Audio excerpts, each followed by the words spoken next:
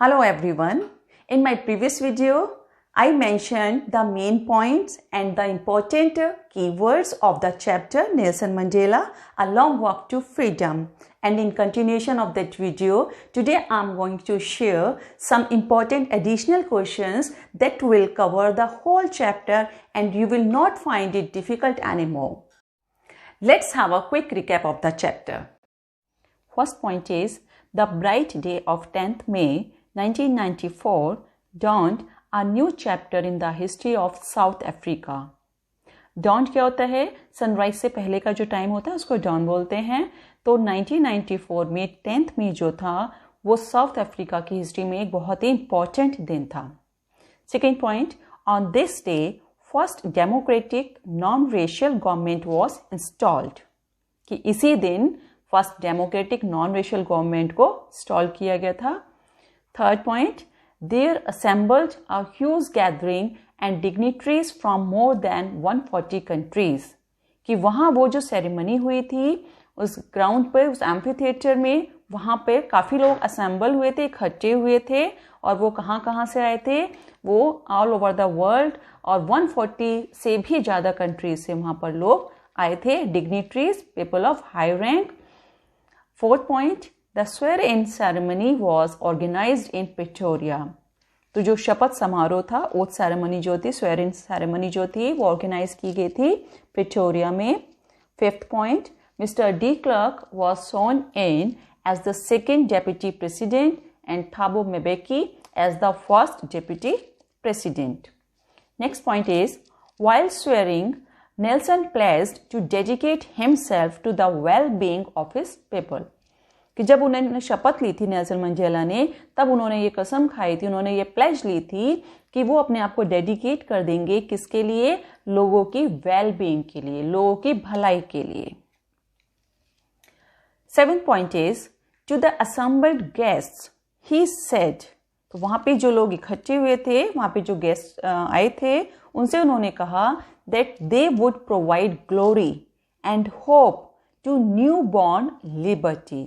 कि उनकी जो अब नई सरकार बनी है अफ्रीका में, साउथ अफ्रीका में जो नया उदय हुआ है, ये जो लोगों को नई फ्रीडम मिली है, तो वो उन सभी को, उन लोगों को ग्लोरी देंगे, ग्लोरी ऑनर देंगे और नई उम्मीद देंगे.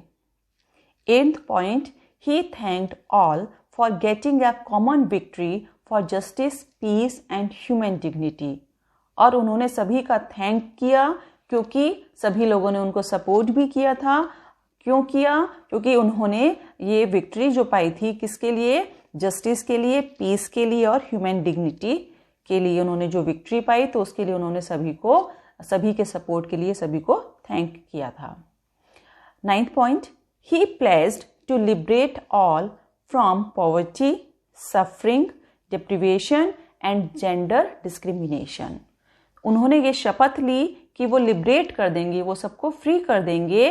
किस चीज़ों से? पॉवर्टी से, गरीबी से, सफरिंग जो लोग सहते हैं, दुख दर्द उनके, डिप्रिवेशन जो उनके अधिकारों से उनको वंचित रखा जाता है, और जो जेंडर डिस्क्रिमिनेशन था, जो भेदभाव किया जाता था, उससे उन सबको मुक्ति मिल जाएगी. 10th point is, to grace the occasion, jets presented a spectacular array of Africa's national flag by emitting smokes of different colors.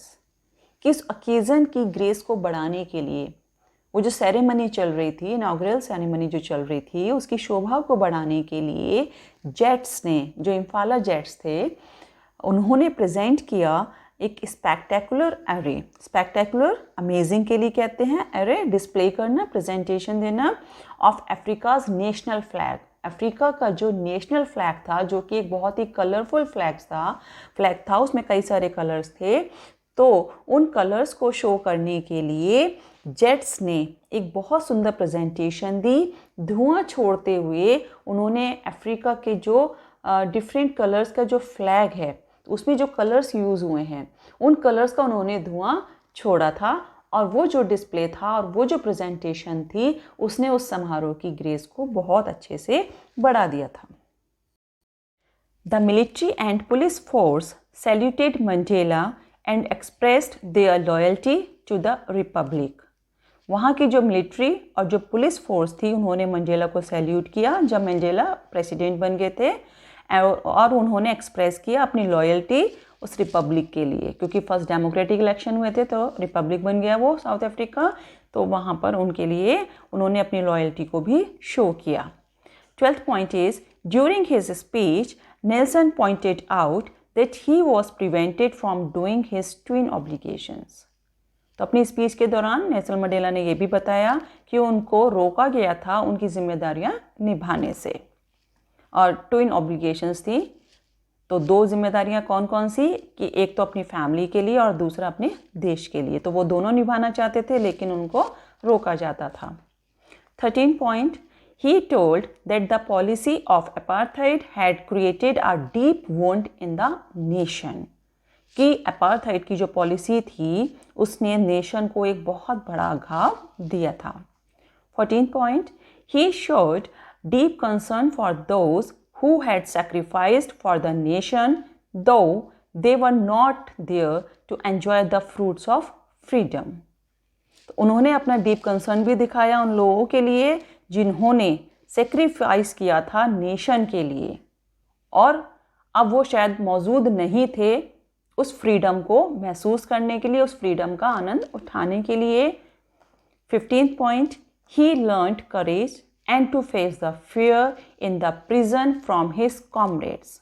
जब उनको अरेस्ट कर लिया जाता था, जब वो अपनी लड़ाई लड़ रहे थे नेल्सन मंडेला, और उनको जब जेल में डाल दिया जाता था, तो जेल में जो उनके साथी हुआ करते थे, कॉमरेड्स, उनके साथी जो हुआ करते थे, तो उन्होंने, नेल्सन मंडेला ने अपने साथियों से करेज सीखा और फियर को फेस करना भी सीखा।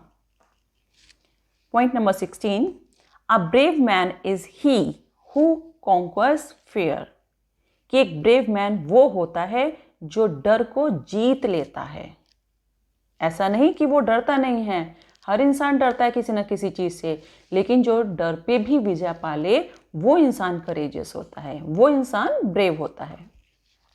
17th point, he realized that man's goodness, कि इंसान की जो अच्छाई होती है, is a flame, एक ज्वाला की तरह है, that never blows out, जो कभी बुझती नहीं है। तो इंसान के अंदर की जो अच्छाई है वो हमेशा एक फ्लेम की तरह जलती रहनी चाहिए। 18th point is, Mandela spoke about the twin obligations of life but he was prevented from doing them, ये पॉइंट पहले भी आ चुका है। 19th point, he experienced that none was free, कि कोई भी फ्री नहीं है, उन्होंने ऐसा एक्सपीरियंस किया था। सो ही जॉइंड अफ्रीकन नेशनल कांग्रेस, इसीलिए उन्होंने अफ्रीकन नेशनल कांग्रेस को ज्वाइन किया था। तो फ्री होने का मतलब केवल ये नहीं कि आपको बेड़ियों से आज़ाद कर दिया गया, बल्कि फ्री होने का मतलब होता है कि हम दूसरे की भी फ्रीडम को ऑनर करें, उसको रेस्पेक्ट दें।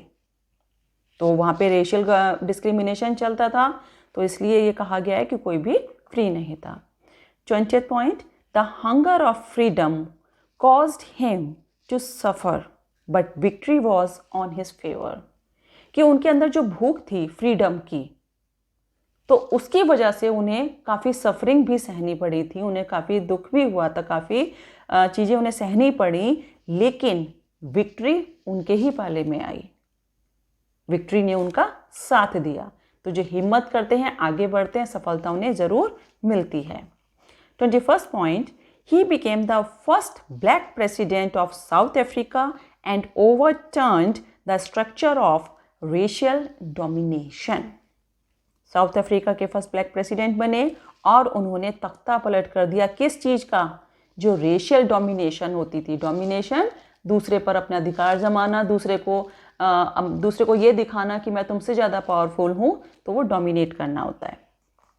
22nd point is, he is the real crusader of South Africa, वो साउथ अफ्रीका के असली क्रूसेडर थे। क्रूसेडर किसको बोलते हैं? एक फाइटर को बोलते हैं, एक योद्धा को बोल सकते हैं। Someone who tries to achieve something morally right, कि जो सही है उसको अचीव करने की जो कोशिश करता है, उसके लिए जो लड़ाई लड़ता है, उसको क्रूसेडर बोला जाता है। तो नेल्सन मंडेला सही मायने में साउथ अफ्रीका के क्रूसेडर रहे हैं। Let's practise some questions. First question is where did the ceremony take place? Ceremony कहां पर हुई थी? कौन सी सेरेमनी? इनॉग्रल सेरेमनी या ओथ सेरेमनी कहां पर हुई थी? तो यहां मैंने आंसर्स बहुत शॉर्ट में लिखे हैं। आपके एग्जाम में, आपके क्वेश्चन पेपर में जो भी आपको वर्ड लिमिट दी जाए आप उसके अकॉर्डिंग आप उसको कीजिएगा। तो आंसर में आपका आएगा in the lovely sandstone amphitheatre in Pretoria. South Africa के प्रिटोरिया में जो सैंडस्टोन एम्फीथिएटर था वहां पर सेरेमनी हुई थी।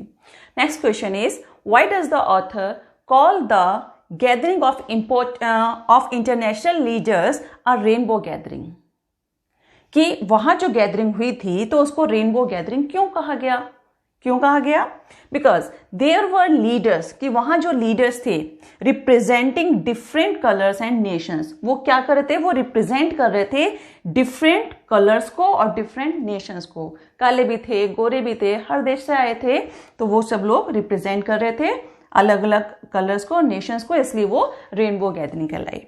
Next question is why is 10th May 1994 important for south Africa? कि साउथ अफ्रीका के लिए 10th May 1994 क्यों इंपॉर्टेंट है? इसको ध्यान से देखिएगा। Because first democratic non racial government elections, first democratic non racial government elections were held on this day. Okay, Nelson Mandela became the first black president of South Africa. कि south Africa की जमीन पर सबसे पहले जो black president बने वो कौन बने? Nelson Mandela. Next question, can you say how May 10 is an autumn day in South Africa? कि 10th May जो है वो साउथ अफ्रीका में एक ऑटम डे किस तरीके से है? आंसर देखिए, because on this day 10th May को the democratic government took oath. Nelson Mandela first black president चुने गए, तो जो उन्होंने चुनाव जीते थे तो वो क्या बने थे? फर्स्ट नॉन रेशियल गवर्नमेंट बनी थी। तो उसी दिन उन्होंने ओथ ली थी, किस दिन? 10th May को।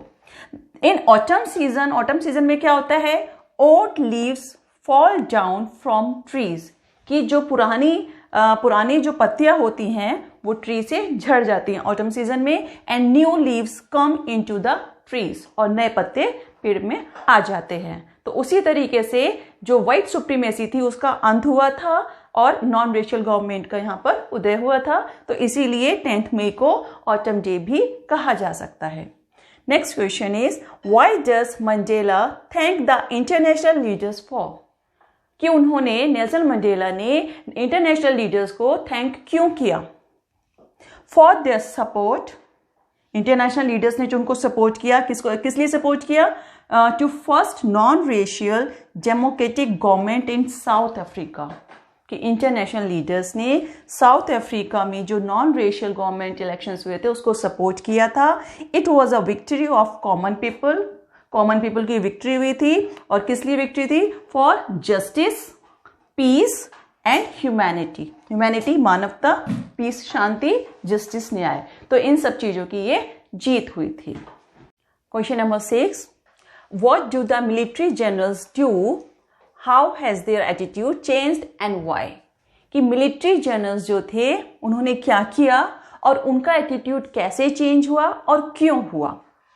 आंसर देखिए, the military generals do their duties, कि वो अपनी ड्यूटीज किया करते थे।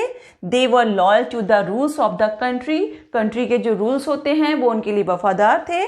Previously they might have arrested Mandela under the regime of the whites, कि व्हाइट्स लोगों का जब रूल चल रहा था तो उस टाइम पर उन्होंने मंडेला को अरेस्ट भी किया था। ओके, बट नाउ, लेकिन अब they have change their attitude, लेकिन अब उन्होंने, किन्होंने? मिलिट्री जनरल्स ने अपना एटीट्यूड चेंज कर लिया। क्यों किया? दे सैल्यूटेड मंडेला, उन्होंने मंडेला को सैल्यूट भी किया। कहां? तो वो उनको अरेस्ट किया करते थे और अब उन्होंने उनको सैल्यूट किया। क्यों किया? As he has become the president of South Africa, क्योंकि अब वो साउथ अफ्रीका के प्रेसिडेंट बन चुके थे, इसलिए मिलिट्री जनरल्स ने अब उनको सैल्यूट भी करना शुरू कर दिया। Next question, why were 2 national anthem संग? कि जब वो सेरेमनी चल रही थी तो उस वक्त 2 नेशनल एंथम्स क्यों गाए गए? साउथ अफ्रीका में क्यों गाए गए?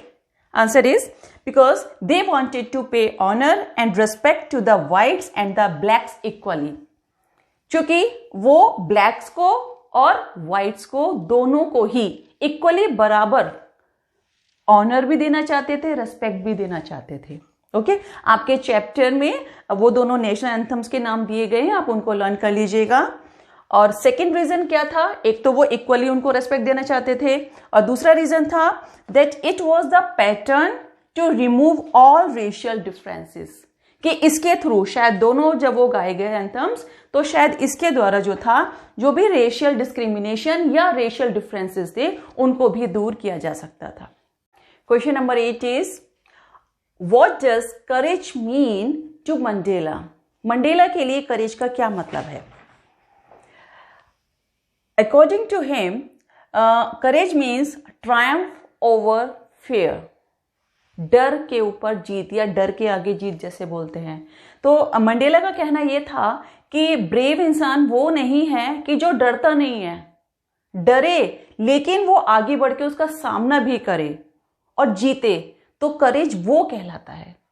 Okay, next question is what twin obligations does Mandela mentions? कि वो दो कौन सी जिम्मेदारियां थी? ऑब्लिगेशंस रिस्पॉन्सिबिलिटीज के लिए कहते हैं कि वो दो कौन सी जिम्मेदारियां हैं जो मंडेला ने मेंशन की है इस चैप्टर में। First obligation is towards family, parents, wife and children, कि हमारी जो पहली हमारी जिम्मेदारी होती है वो हमारी फैमिली की तरफ होती है, वाइफ की तरफ होती है, पेरेंट्स की तरफ होती है, चिल्ड्रन की तरफ होती है हमारी। ओके, और जो सेकेंड ऑब्लिगेशन होती है, जो सेकेंड रिस्पॉन्सिबिलिटी होती है हमारी, वो is to work for his people, कि हम अपने देश के लोगों के लिए जो हम काम करते हैं, उनकी जो सेवा करते हैं, वो भी हमारी जिम्मेदारी होती है। ओके, कम्युनिटी के लिए एंड द नेशन, नेशन की तरफ, कम्युनिटी की तरफ और लोगों के लिए जो काम किया जाता है वो भी हमारी जिम्मेदारी है, वो भी हमारी ऑब्लिगेशन है। Next question is what is the greatest wealth of a nation in Mandela's opinion? Mandela के विचार से एक किसी भी नेशन की ग्रेटेस्ट वेल्थ क्या होती है, उसकी सबसे बड़ी संपत्ति क्या होती है? तो मंडेला का कहना था the greatest wealth of a nation is not minerals and James, minerals जो खनिज वगैरह और जो जेम्स होते हैं जो पाए जाते हैं धरती के नीचे, वो नहीं, but it's good and honest people, कि इस देश के लोग जो कि ऑनेस्ट हों, जो कि अच्छे हों, वही एक देश की असली ताकत होते हैं। Next question is what did the policy of apartheid create? Apartheid की जो पॉलिसी थी उसका क्या असर हुआ? It created a deep and lasting want in the country and it's people, कि ये जो पॉलिसी अपनाई गई थी व्हाइट सुप्रीमेसी के दौरान, तो उसने क्या किया था कि कंट्री और उसके लोगों पर एक बहुत ही गहरा घाव छोड़ा था, क्योंकि रेशियल डिस्क्रिमिनेशन होता था, डिफरेंसेस माने जाते थे, तो अपार्थाइड का ये असर हुआ था। Question number 12 is what are the two enemies of a person? किसी भी पर्सन के दो एनिमीज कौन होते हैं? According to Mandela, prejudice and narrow mindedness are the two biggest enemies of a person. prejudice क्या होता है? डिसलाइक करना किसी को विदाउट एनी रीजन, वो prejudice होता है। और narrow mindedness ओपन माइंडेडनेस का अपोजिट हो गया। तो ये दोनों किसी भी इंसान के एनिमी हो सकते हैं। Question number 13 is what ideals does Mandela set out for the future of South Africa in his speech? Oath ceremony में जब उन्होंने अपनी स्पीच दी तो उन्होंने साउथ अफ्रीका के फ्यूचर के लिए कौन कौन से आइडियल्स उन्होंने सेट किए? तो उनका कहना था कि वो साउथ अफ्रीका को लिबरेट कराना चाहते हैं, लिबरेट फ्री करना चाहते हैं, फ्री कराना चाहते हैं किसको? पीपल को, साउथ अफ्रीका के लोगों को वो फ्री करना चाहते हैं from continuing bondage of poverty. लगातार जो एक गरीबी चलती आ रही, पॉवर्टी चलती आ रही है, डेप्रिवेशन कहते हैं जब हमें अपने अधिकारों से ही हमें वंचित किया जाता है, हमें अपने अधिकार ही नहीं मिलते हैं, कोई हमसे छीन लेता है, उसको डेप्रिवेशन कहते हैं। सफरिंग, जो दुख दर्द हमें मिलते हैं। Gender and other discriminations, gender based जो डिस्क्रिमिनेशन होता है और भी तरीके के डिस्क्रिमिनेशंस होते हैं, तो वो इन सब चीजों से साउथ अफ्रीका को मुक्त करना चाहते थे, को फ्री करना चाहते थे, उसको लिबरेट करना चाहते थे। तो उन्होंने अपनी स्पीच में ये सारे आइडियल्स सेट किए थे। Next question is, Nelson Mandela in his inaugural speech used these two words. कौन कौन से words? An extra ordinary human disaster, an extra ordinary human disaster, and so glorious a human achievement, and so glorious a human achievement. What did he mean by that? तो उनका क्या मतलब था? ये जो उन्होंने फ्रेज दो यूज किए हैं उनसे इसका क्या मतलब था? तो जो पहला फ्रेज है एक्स्ट्राऑर्डिनरी ह्यूमन डिजास्टर, डिजास्टर विनाश के लिए वर्ड यूज होता है। तो पहला डिजास्टर क्या था? एक्स्ट्राऑर्डिनरी डिजास्टर क्या था? Rule of apartheid in South Africa. South Africa में जो रंग भेद की नीति चलती थी वो सबसे बड़ा डिजास्टर था, ह्यूमन डिजास्टर था। तो उन्होंने वो मेंशन किया। और उन्होंने दूसरा जो फ्रेज यूज किया, ग्लोरियस है ह्यूमन अचीवमेंट, अचीवमेंट उपलब्धि किसी भी चीज की, तो वो किसके लिए यूज हुआ है? Coming into power of non racial government. जब वो अपना इलेक्शन जीत गए थे, उनकी जो पार्टी रूल में आई थी, तो पावर में आई थी, तो वो नॉन रेशियल गवर्नमेंट इलेक्शंस हुए थे, तो वो जब उनके पावर में आए तो वो क्या हुआ? ग्लोरियस ह्यूमन अचीवमेंट उन्होंने उसको कहा है। Last question is, name 2 comrades of Nelson Mandela who fought against apartheid. Comrades साथी के लिए आता है, जो हमारे फेलो होते हैं। तो नेल्सन मंडेला के 2 साथी कौन थे जिन्होंने लड़ाई की किसके खिलाफ? अपार्थाइड के। तो उनके नाम आप ध्यान से देखिएगा, बुक में और भी नाम दे रखे हैं। First name is Oliver Tambo and second is Walter Sisulu. Okay, Oliver Tambo, Walter Sisulu. I hope इस चैप्टर से रिलेटेड आपका सारा कंफ्यूजन दूर हो गया होगा और आपको ये वीडियो पसंद आई होगी। तो प्लीज मुझे कमेंट बॉक्स में जरूर लिखकर बताइएगा, और मेरी प्रीवियस वीडियो का लिंक डिस्क्रिप्शन बॉक्स में दिया गया है। So please like and share my video and subscribe my channel and stay tuned for more upcoming videos. Thank you.